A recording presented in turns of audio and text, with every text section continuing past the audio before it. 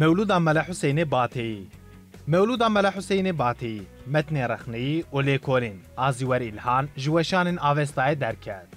ادبیات کردی یک کلاسیک لمدرسه مزگفت و دناب طریقت انداشین هاتیه و باندورا خو لسر ملت کرد کریه. مولود به شکل مصنوعی تنویساندن و مجاروی چیبون زاروکاتی و پسندان جناب محمد پیغمبره.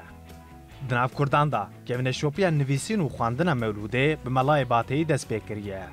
مولود ملا حسین باتی دناف که شوپین مدجیه کی گرینگ دگره. قاسی گرینگی خو لیکولین گرینگجی حق دکر. زیوری ایلهان دوی خباته دا در حق 23 نسخین مولود باتی دا آگاهی داده و 14 جوان برآورد دکه. نسخه بش به بش، خانه به خانه، حرف به حرف هاتنه خواندن و برآورد کرن. دجیرنوتان دا چوتی، کیمانی، زیدهی جداتی هاتنه نشاندان. هر وها بیوین که خوش ناین خواندن و تو آتیه وان نینه ده چارچوه رستوراسیون متنه دا هاتنه سراس کرن. گرینگیا به خباته جویته که حتی نهات تو کسی ابخاص نسخه و چاپ برآورد نکرنه. فرهنگی که مولوده او قاسی برفره آماده نکریه.